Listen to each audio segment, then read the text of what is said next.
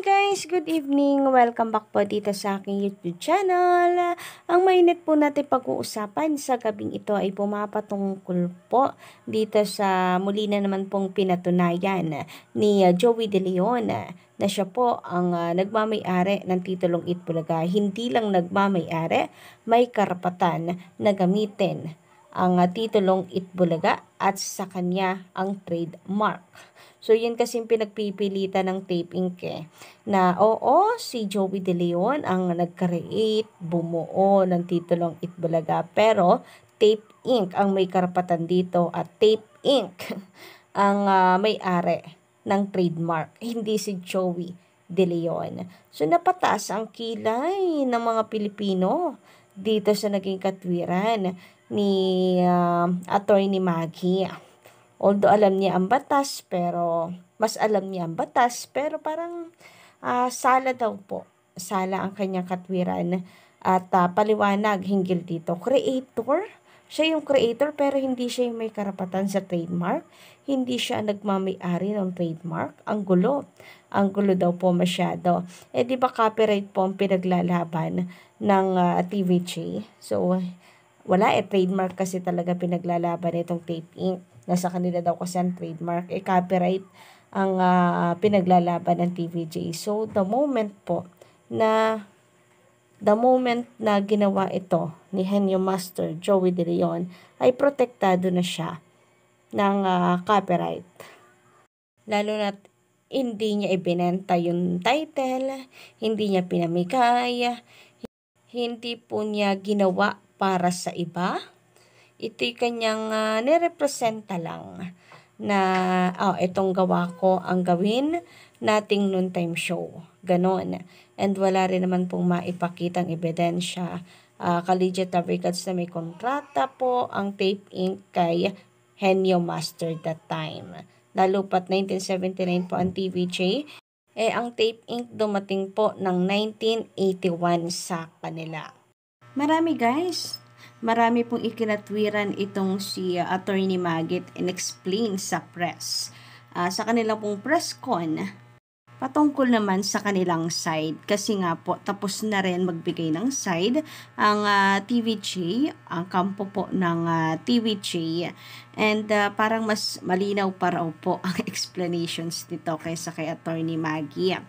And then patungkol po dito sa sinasabing hindi daw po ginagamit nila Henyo Master. Di ba halos araw-araw naman, since day one, parati nilang sinisigaw ang Itbulaga. Nagsusuot ng t-shirt, kasama sa mismong show, sila ang naka-front, and wala daw business si Henyo Master nang gawin niyang titulong Itbulaga. Hindi daw siya producer, etc. So, katwiran naman ng ibang legit records. So, yung mga mahihirap, wala palang karapatan sa copyright, ganun. Karamihan naman daw po ngayon sa business, mayroon pong sumusugal dahil naniniwala dun sa pag-aari ng isang tao, ka-OG, kaya lumalago. So, parang ganito lang din naman, di umano, ang kaso dito sa Itbulaga. Medyo masakit daw para sa ang dating na parang kapag ka mahirap ka, wala kang business, di mo kayang mag-produce, hindi ka producer, wala ka ng karapatan sa iyong nilikha, wala ka ng karapatan sa copyright, hindi ka nasakop nito. So, lumalabas lang daw ang pagiging unfair talaga at pagdi-discriminate naman sa mga wala daw pong kakayahan ayon po sa iba namang mga netizens, mga opinion at komento dahil nga dito sa sinabi na attorney. But ang good news naman guys, mayroong lumabas na article na kung saan sinabi nga po na Joey has proven once again. Diba? Ang sarap pong pakinggan. Kasi dito ay, di ba nitong nakaraan, kahapon, isang araw, ay ipinost po ni Henyo Master Joey De Leon ang kanyang t-shirt na kung saan ay may patrivia po siya na tumulong siya.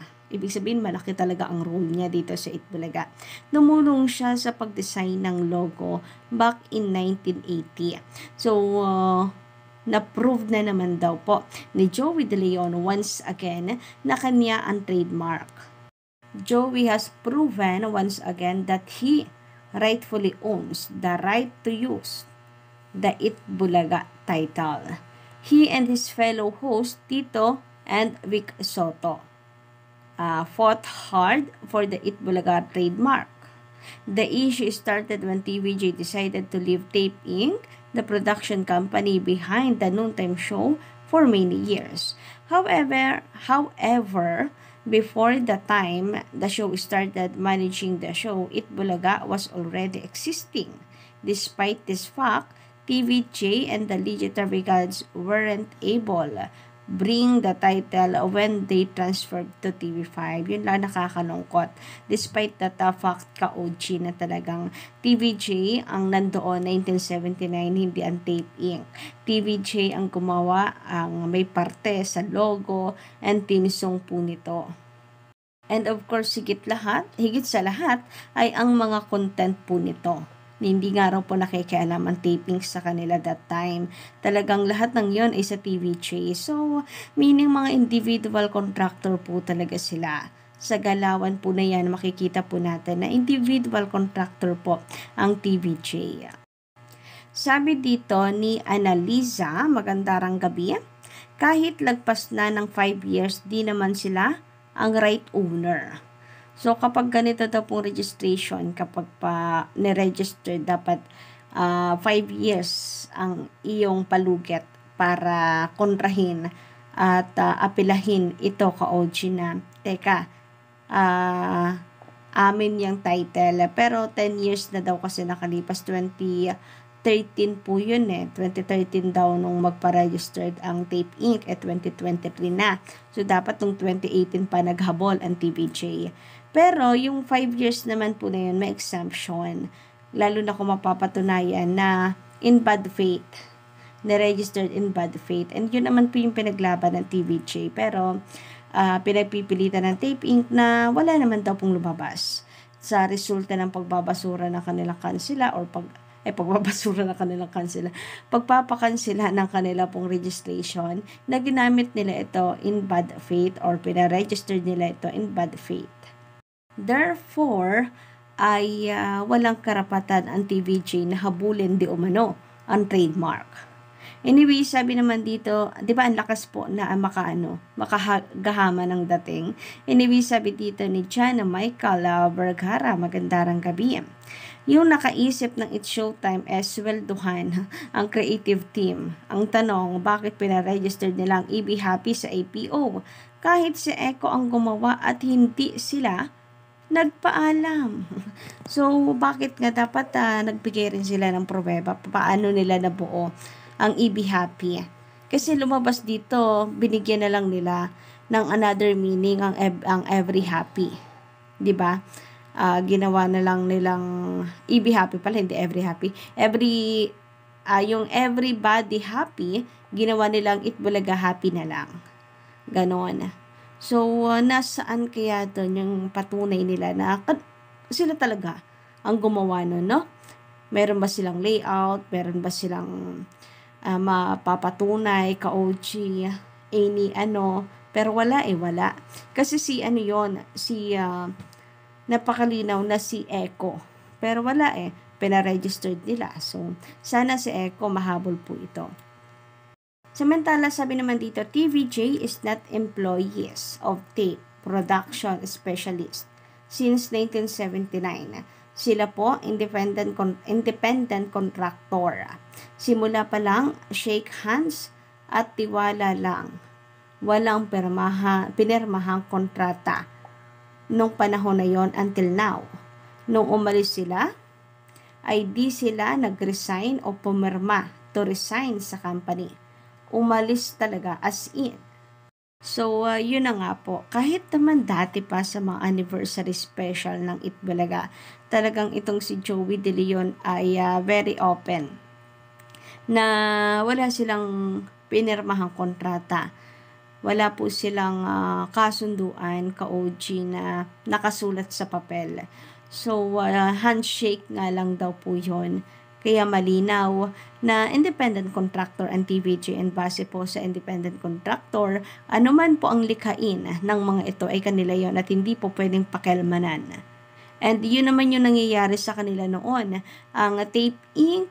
mula 1981 hanggang early 2023 ay hindi sila pinapakalman. Dito lang, bago lang daw sila pinapakalman at pinanghihimasukan. Na teka, kailangan daw magpalit ng tao, kailangan daw ay baguhin ang segment, ganon. Dati wala daw pong ganyan.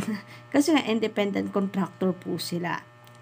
Sabi naman dito ni Ella Buitre, maganda gabi, more of mind conditioning ginagawa ni Attorney Makia para kung matalo sila, sabihin ng mga tao, si Attorney Buko na pangunahan ng korte, ganon. So, eto na nga ang nangyayari ngayon.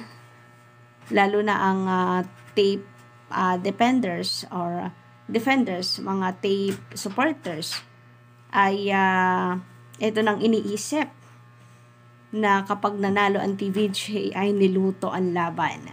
Madaya daw or may daya ang nagaganap, minekos-mekos daw. So, kayo ba, ka-OG, anong inyong masisave about doon? Samantala, ayon naman kay Len Pargas, kalokohan ang dahilan para sa tao. Bakit kapag nagpalit ba ng name at pinagpatuloy ang show, nitanggalin ang tao? If sabi nga ninyo, mga sponsor ay nakapirma sa tape, dinadahilan nyo na lamang ang mga employee ninyo. So, yun lang po muna guys sa ating update sa gabing ito. Don't forget to click the subscribe button and notification bell para po sa ibang balita. And of course, mag-iwan lang po kayo sa baba ng inyong mga komento at saloobin.